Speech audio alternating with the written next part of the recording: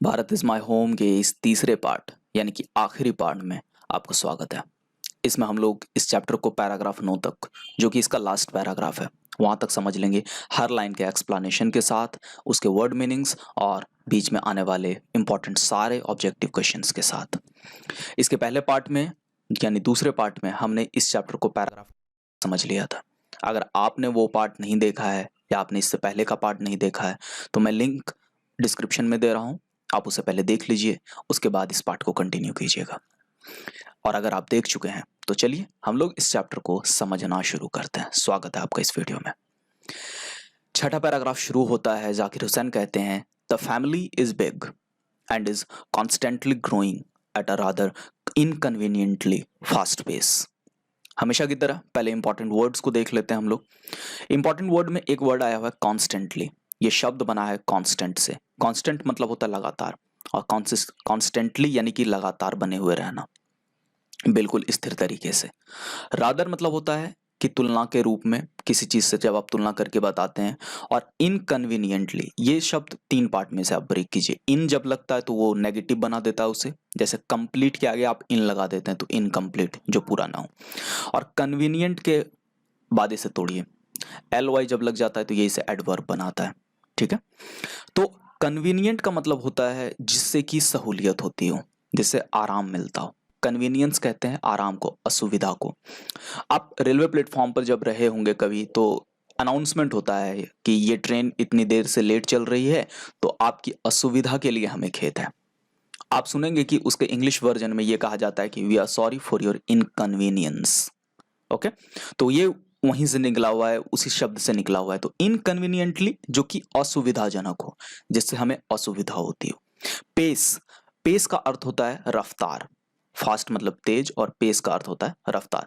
ये आप बॉलर्स जो क्रिकेट के होते हैं, आप उसके साथ इसे रिलेट कर सकते हैं कि पेस बॉलिंग ये करते हैं या स्पिन बॉलिंग करते हैं। तो पेस का मतलब होता है जो रफ्तार वाली बॉलिंग करते हैं, यानी तेज गेंदबाज। चलिए इस पूरे सेंटेंस के मीनिंग को समझते हैं। यहाँ डॉक्टर जाकिर हुसैन कह रहे हैं कि ये जो परिवार है, उन्होंने पिछले पार्ट में हमने देखा था कि वो कहते हैं कि भारत जो है वो मेरा घर की तरह है, और इसके लोग जितने भी हैं वो मेरे परिवार की तरह हैं।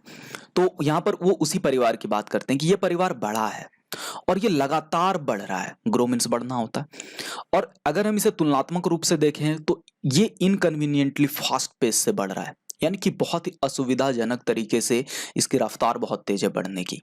सीधी सी बात है, आप सोचिए कि यहाँ पर खाने का जो इंतजाम हो, उसमें 10 लोगों के लिए बहुत अच्छे से खाना हो, और अचानक उसमें लोग बढ़ने लग जाएं। आपके रिसोर्सेज को आप तुरंत नहीं बढ़ा सकते, लेकिन जब लोग बढ़ जाते हैं तो उन्हीं संसाधनों में हमें मिल बांट करके खाना पड़ता है। तो कहीं ना कहीं ये प्रॉब्लम क्रिएट करता है। हम हर चीज को बिल्कुल सही तरीके से, हमारे लिए पर्याप्त मात्रा में वो अवेलेबल नहीं हो पाता। फिर कुछ ऐसा ही तो हमारे देश में भी है। जैसे कि अगर हमारे पास संसाधन है कि हम 1 करोड़ लोगों के लिए सही रोजगार पैदा कर सकते हैं, या 1 करोड़ लोगों के लिए सही तरीके से हम सरकारी योजनाओं को चला सकते हैं। अब वहां पर 2 करोड़ हो जाएं, तो वही संसाधन बढ़ जाएगा इन 2 करोड़ लोगों के बीच में, और जिसे जितना मिलना चाहिए था उसे सिर्फ आधा मिल पाएगा। इसलिए वो यहाँ पर कहते हैं कि ये असुविधाजनक तरीके से बहुत तेजी से बढ़ रहा है। यहाँ पर आपके लिए एक इंपॉर्टेंट नोटिस है, अगर आप इस चैनल पर पहली बार आए हैं तो, कि हर सुबह आपके लिए एक नया वीडियो अपलोड होता है। तो आप इस चैनल से नहीं जुड़े हैं तो इससे ज़रूर जुड़ जाइए, और आप नए हैं तो इस चैनल के इस वीडियो को अपने दोस्तों के साथ ज़रूर शेयर कीजिए, ताकि और भी स्टूडेंट्स इसका फ़ायदा उठा सकें। चलिए आगे बढ़ते हैं। आगे जाकिर हुसैन कहते हैं, we shall each one of us have to participate unsparingly in building its new life, each in his own way. अब यहां पर जो इंपॉर्टेंट वर्ड्स आए हुए हैं पहले उनको देख लेते हैं, जिसमें से कि एक शब्द है आपके पास पार्टिसिपेट। पार्टिसिपेट का अर्थ होता है भाग लेना, उसमें हिस्सा लेना। इसके बाद है एक शब्द अनस्पेरिंगली। अनस्पेरिंगली का अर्थ होता है बेधड़क, बेझिझक तरीके से, जिसको करते हुए आपके अंदर कोई भी झिझक ना, कोई भी शंका नहीं हो। ईच का अर्थ होता है प्रत्येक, और वे का अर्थ होता है तरीका या रास्ता।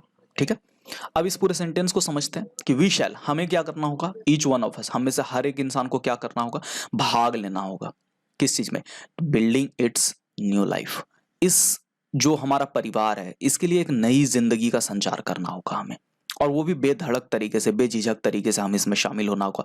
और each in his own way, हर किसी को अपने तरीके से इसमें भाग लेना होगा। इस लाइन का मतलब क्या हुआ? इस लाइन का मतलब ये हुआ कि आप एक जब परिवार को देखते हैं, क्या एक ही आदमी सारे काम को करता है या एक ही काम को सभी लोग मिल करके करते हैं? नहीं करते।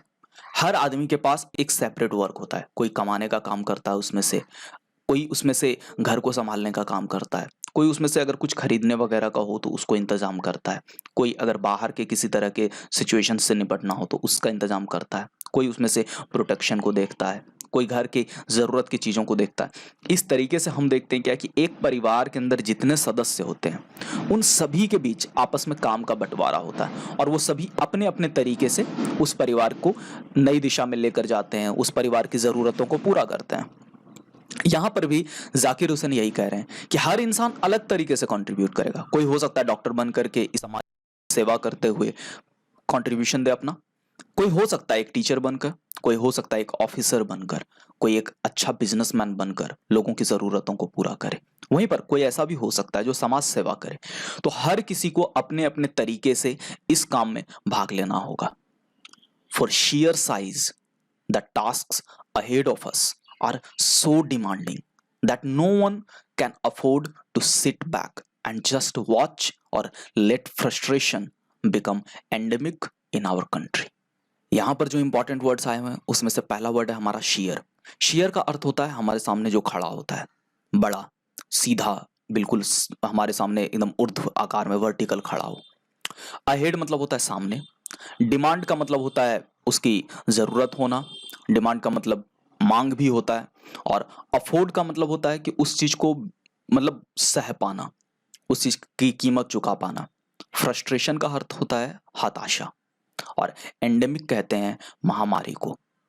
अब यहां पर देखते हैं इस पूरे सेंटेंस का मीनिंग क्या निकलता है। फॉर sheer साइज, अगर हम साइज के अकॉर्डिंग बात करें तो एक देश को बदलना बहुत बड़ा काम होता है। इसलिए यहां पर यह शब्द इस्तेमाल किया गया कि for sheer size the tasks ahead of us. इस वजह से हमारे सामने जो काम है इतने बड़े हैं हमारे सामने के काम कि यार सो डिमांडिंग, इनकी इतनी ज्यादा मांग है काम की, हमें इतना ज्यादा कंट्रीब्यूशन की जरूरत है कि नो वन कैन अफोर्ड, कोई भी इस चीज की मतलब की कीमत नहीं चुका सकता कि वो sit back and just watch, कि वो केवल बैठे बिल्कुल आराम से और केवल देखे कि क्या हो रहा है। और let frustration become endemic in our country, और ये जो हताशा का समय है उस हताशा को एक महामारी बनने दे दिया जाए देश में। यानी इस देश को बदलने का, इसमें नई जिंदगी का संचार करने का काम बहुत बड़ा है। ये हमारे सामने इतनी मांग कर रहा है कि कोई भी इंसान पीछे नहीं बैठ सकता, आराम से नहीं बैठ सकता और केवल देख नहीं सकता बैठ करके। और ये जो हमारे सोसाइटी में अभी हताशा है, इस हताशा को एक महामारी बनने नहीं दिया जा सकता। देखिए, आप सभी ने देखा होगा कि सोसाइटी में कुछ अलग अलग टाइप के लोग होते हैं। एक वो लोग होते हैं जो दिन रात आपको केवल प्रॉब्लम्स गिनवाएंगे।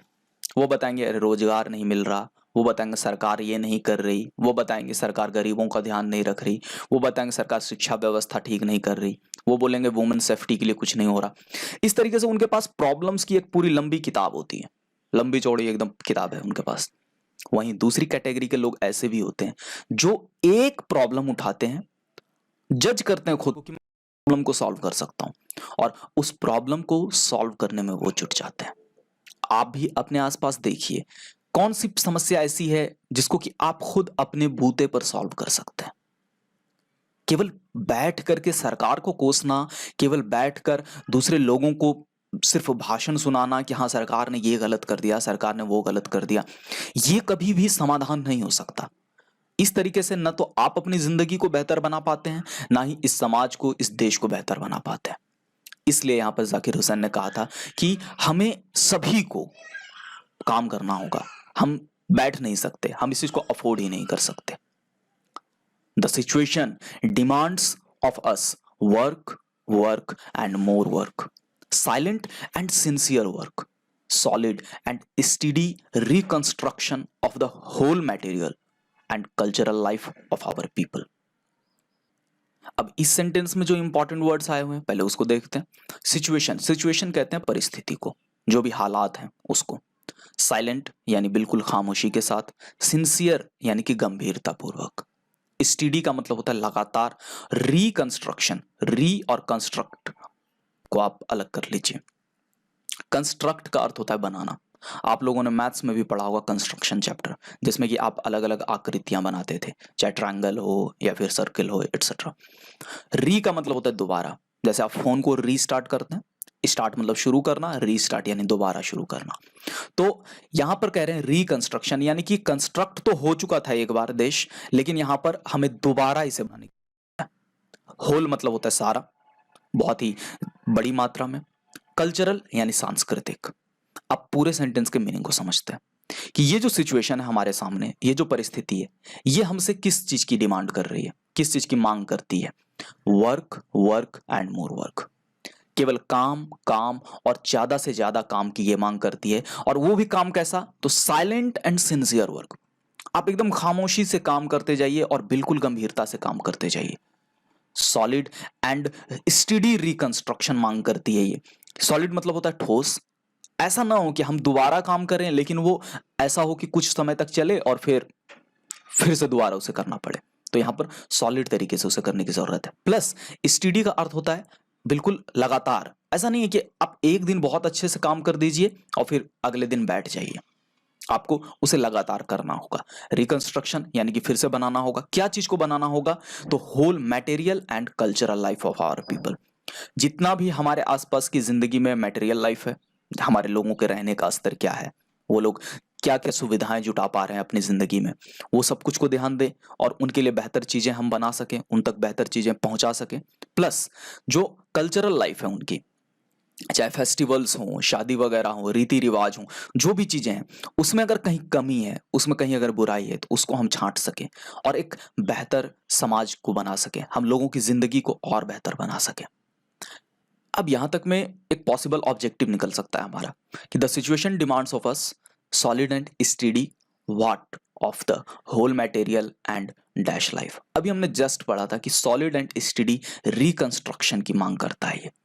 और इसी रिकंस्ट्रक्शन के साथ हमने देखा था किस चीज का रिकंस्ट्रक्शन? तो whole material and cultural life. तो इस डैश में, फिल इन द ब्लैंक्स में, आपको इस ब्लैंक स्पेस में कल्चरल भरना है और यहां पर रिकंस्ट्रक्शन आएगा। इसके बाद जाकिर हुसैन कहते हैं कि this work as I see it has two aspects, work on one's self and work for the society around. They are mutually fruitful aspects of work. अब यहां पर जो इंपॉर्टेंट वर्ड्स आए हुए हैं पहले उसे देख लेते हैं एक बार। इसमें एक शब्द आया हुआ है एस्पेक्ट। एस्पेक्ट का अर्थ होता है पहलू, यानी कि उसके कितने कितने डायमेंशंस हो सकते हैं, कितने कितने अलग अलग लेवल हो सकते हैं उसके। सेल्फ यानी खुद, और म्यूचुअली का अर्थ होता है परस्पर, जो एक दूसरे से जुड़ा हुआ हो। ठीक है, पूरे सेंटेंस को देखते हैं कि दिस वर्क, यानी यहां पर जिस काम की बात कर रहे थे Zakir Hussain, as I see it, यहां देखना कि सी का अर्थ देखना नहीं होगा, समझना होता है। तो एज आई सी इट यानी कि जहां तक मैं समझ रहा हूं, इसके दो पहलू हैं। कौन कौन से पहलू हैं? तो वर्क ऑन वन सेल्फ, एक तो हमें खुद पर काम करना होगा, and work for the society around, और दूसरा चीज क्या करना होगा? हमें हमारे आसपास जो समाज है उसके लिए काम करना होगा। कारण क्या बताते हैं वो? कि they are mutually fruitful aspects of work.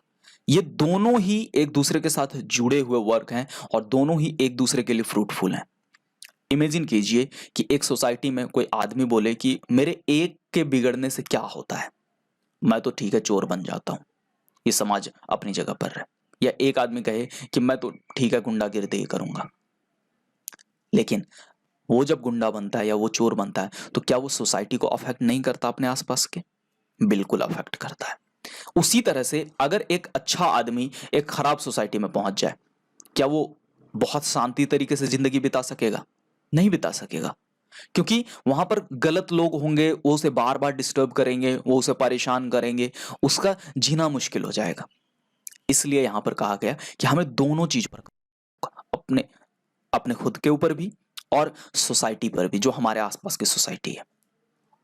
यहां से जो पॉसिबल ऑब्जेक्टिव पूछा जा सकता है आपसे वो ये होगा कि this work as I see it has two aspects, यानी जाकिर हुसैन किन दो पहलुओं की बात कर? Work on one's self, work for the what around, तो सोसाइटी अराउंड। हमने देखा था कि अभी जस्ट उन्होंने कहा कि एक तो हमें खुद पे काम करना होगा, प्लस दूसरा हमें हमारे आसपास की सोसाइटी पर भी काम करना होगा। आगे कहते हैं जाकिर हुसैन कि the work on one self is to follow the urge towards moral development as a free person and under self-imposed discipline, which alone can render that development possible. यहाँ जो इंपॉर्टेंट वर्ड्स हैं उसमें से पहला है फॉलो। फॉलो का मतलब होता है पालन करना या फिर उसका अनुसरण करना। अर्ज का अर्थ होता है इच्छा। अपना हमारे अंदर जब किसी चीज की इच्छा जगती है, जो भी चीज हम पाना चाहते हैं उसको अर्ज बोला जाता है। मॉरल का अर्थ होता है नैतिक, जो एक समाज को स्वीकार हो। एक सामाजिक स्तर पर जो चीजें जरूरी होती हैं उसे हम मॉरल कैटेगरी में डालते हैं। डेवलपमेंट का अर्थ विकास होता है। और सेल्फ इम्पोज्ड, ये दो शब्द से बना है। सेल्फ मतलब खुद, और इम्पोज का अर्थ होता है उस पर आरोपित करना, उस पर लागू करना। तो सेल्फ इम्पोज्ड यानी कि खुद पर लगाया गया, खुद पर आरोपित किया गया। डिसिप्लिन को तो आप जानते ही होंगे, अनुशासन होता है। और अलोन मतलब अकेले। रेंडर का अर्थ होता है उस चीज को किसी परिस्थिति में ला पाना, उस चीज को पूरा करना।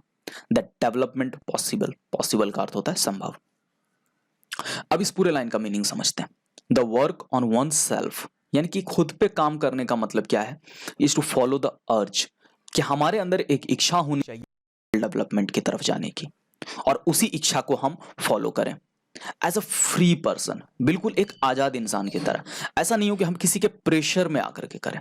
And under self imposed discipline, ना ही ऐसा हो कि हम तभी काम करें जब हम पर किसी और ने डिसिप्लिन को लागू कर दिया हो, थोप दिया हो। यह डिसिप्लिन हमारे ऊपर खुद लागू किया हुआ होना चाहिए। यानी कि हमें दूसरे लोग ना बताएं कि क्या करना, या हम दूसरों के डर से वो काम ना करें। जैसे कि कई लोग केवल इसलिए रिश्वत नहीं लेते, इसलिए घूस नहीं लेते क्योंकि वो पकड़े जाएंगे। यानी जैसे ही पकड़े जाने का डर खत्म हो जाएगा वो रिश्वत लेंगे। कुछ स्टूडेंट्स एग्जाम में चोरी इसलिए नहीं करते, एग्जाम में नकल इसलिए नहीं करते क्योंकि उन्हें डर लगता है कि अगर पकड़े गए तो एग्जाम से एक्सपेल्ड कर दिए जाएंगे।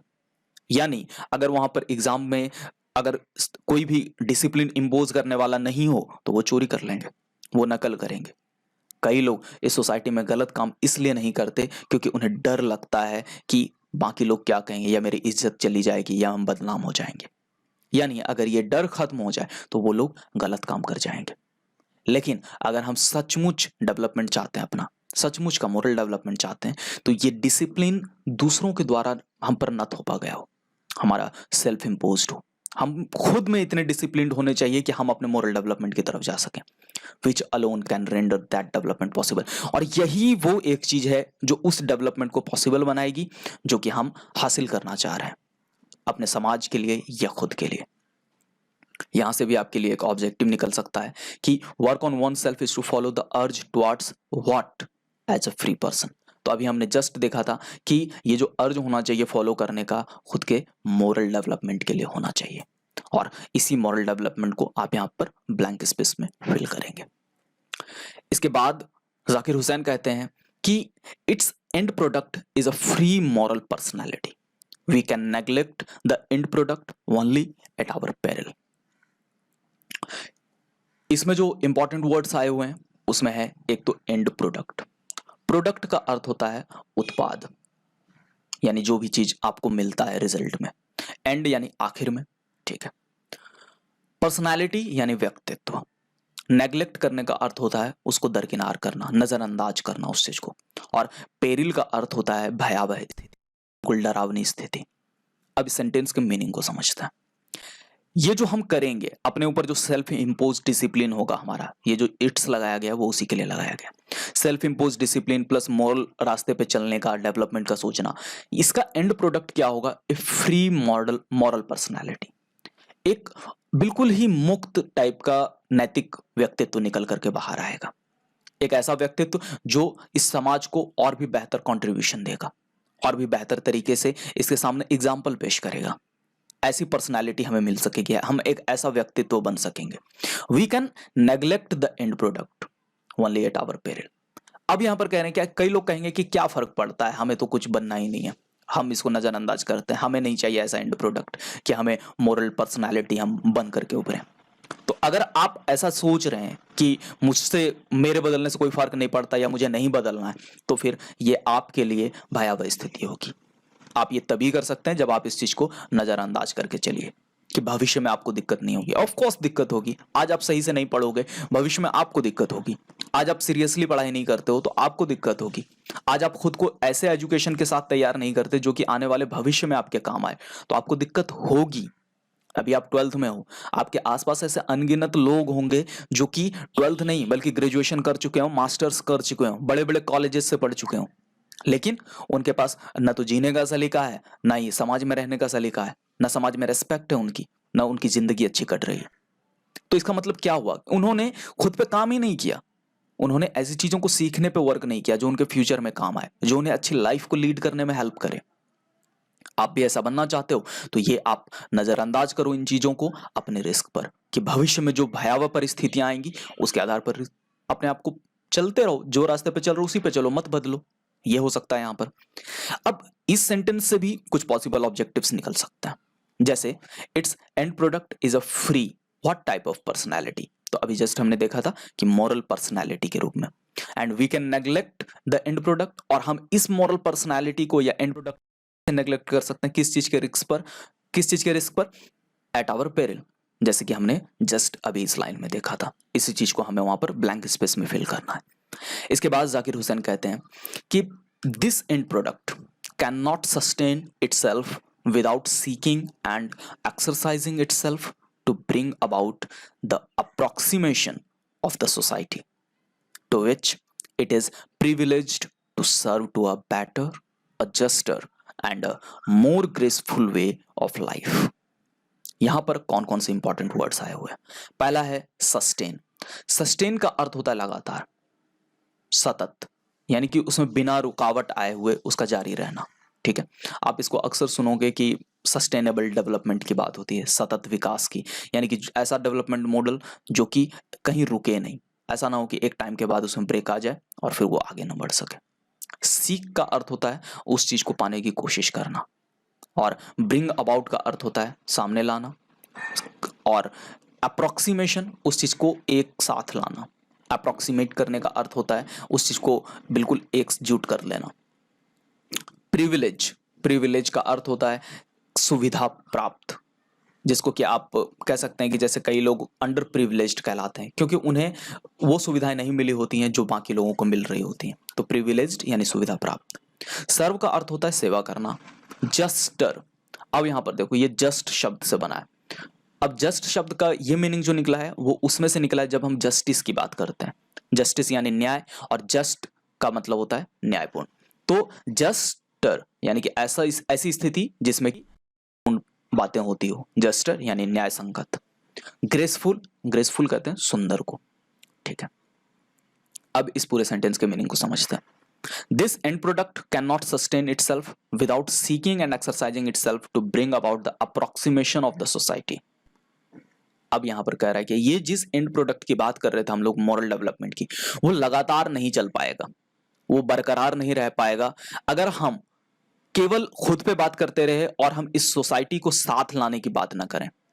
जो कि कैसी सोसाइटी होनी चाहिए? एक ऐसी सुविधा प्राप्त सोसाइटी होनी चाहिए जिसमें कि बेहतर जिंदगी की बात हो, न्याय संगत जिंदगी की बात होती हो, प्लस सुंदर जिंदगी की बात होती हो, एक ऐसे जिंदगी के तरीके की बात होती हो, एक ऐसे जिंदगी जीने के रास्ते की बात होती हो जिसमें ये तीनों चीजें हो। तो जैसे वो बेहतर जिंदगी भी देती हो, न्याय संगत भी हो और सुंदर भी हो।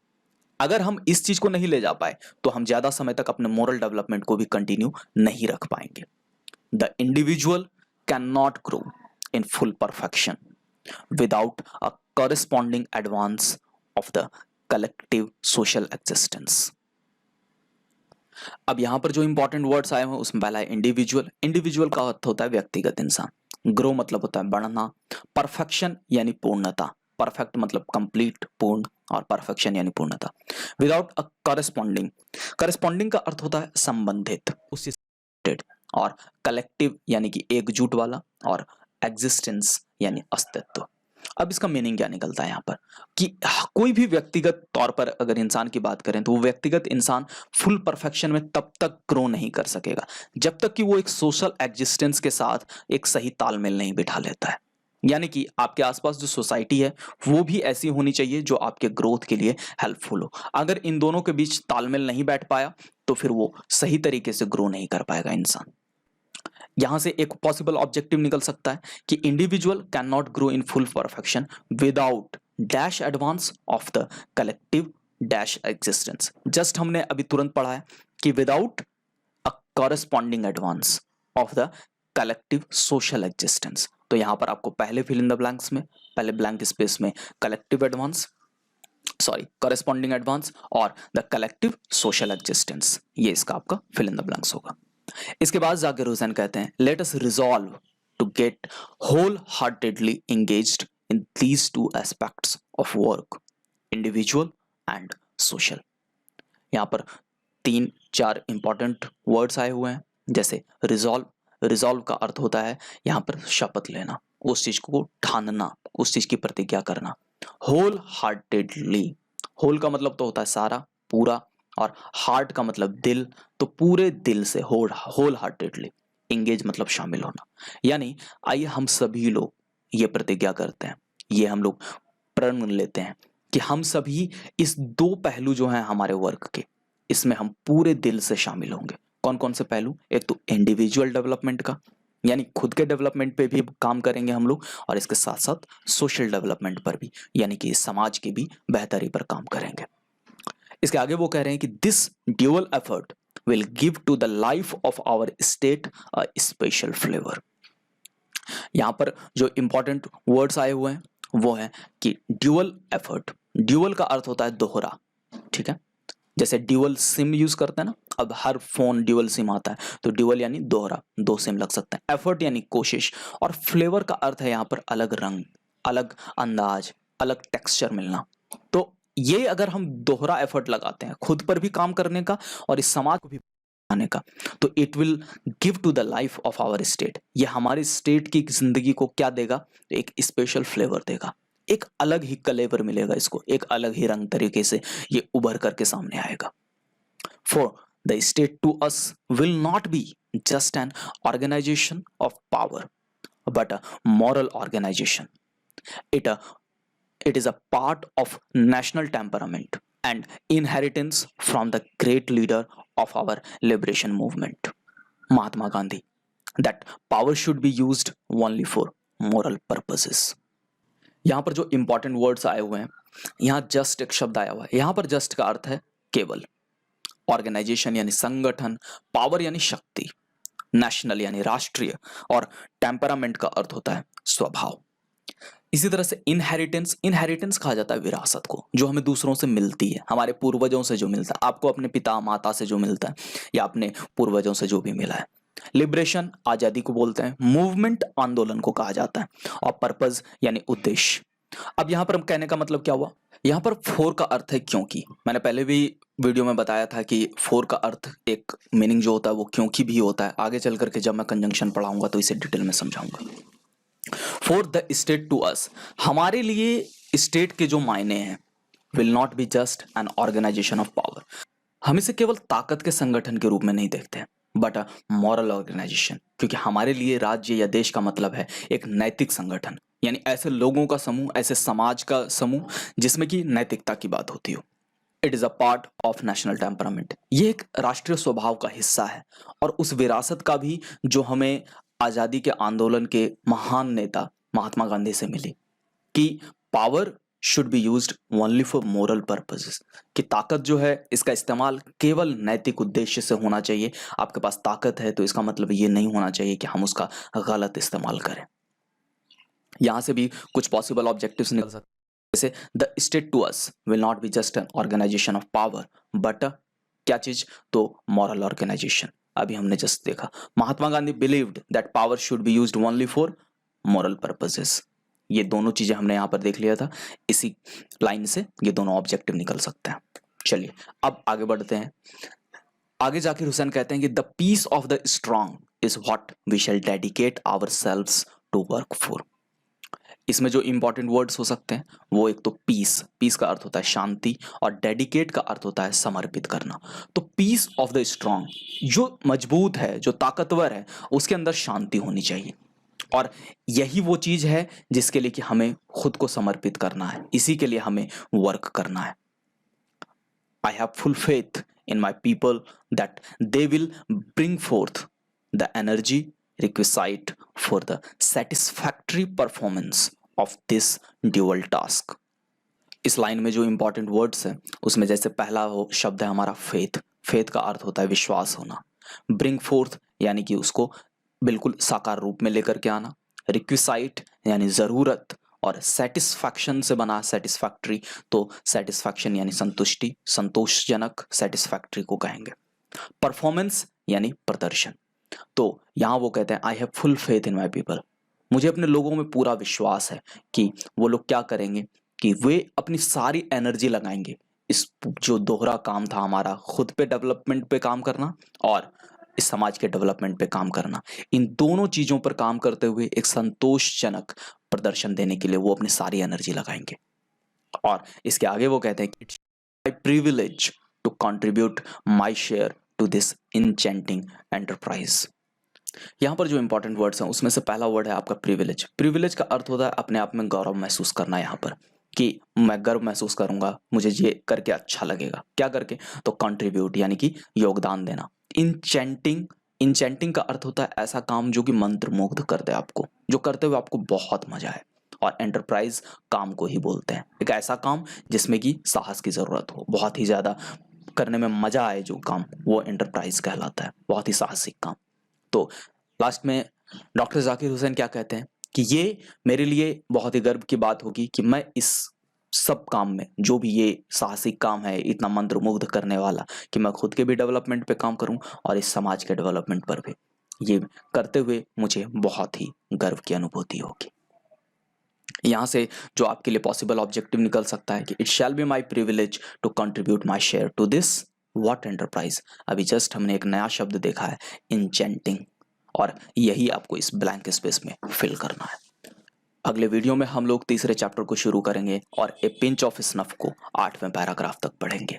सबसे पहला काम तो आप ये कर लीजिएगा कि अभी जो हमने चैप्टर को पढ़ा, भारत इज माय होम, इसकी समरी को लिखिए। समरी आपके बुक के जो नोट्स हमने बनाए थे उसमें आपको हिंदी और इंग्लिश दोनों में दी गई है। उस समरी को आप पहले खुद हिंदी से इंग्लिश में बदलिए और फिर उसके इंग्लिश समरी से मिला करके देखिए कि कहाँ कहाँ गलतियाँ आ रही हैं। इसके बाद आपको अगले वीडियो के लिए रीडिंग करके आना है पैराग्राफ 8 तक। पैराग्राफ 8 तक रीडिंग दीजिए, लाइन बाय लाइन हिंदी के साथ समझिए। आपको पता चलेगा कि किस लाइन को समझने में आपको ज़्यादा परेशानी होती है या क्या क्या आपको ज़्यादा आसानी से समझ आता है। और उसमें जो भी इंपॉर्टेंट वोकेबलरी आपको लगे, जो भी वर्ड्स लगे आपको कि ये टफ है, उनको एक जगह नोट करके रखिए ताकि अगले वीडियो में आप उसे ज़्यादा ध्यान देकर अच्छे से समझ सकें। अगले वीडियो को देखने से पहले ए पिंच ऑफ स्नफ को पैराग्राफ 8 तक पढ़ कर आइए। मिलता हूँ मैं आपसे अगले वीडियो में, तब तक अपना ख्याल रखिए, खुश रहिए और एक बेहतरीन दिन बिताइए। बहुत बहुत शुक्रिया।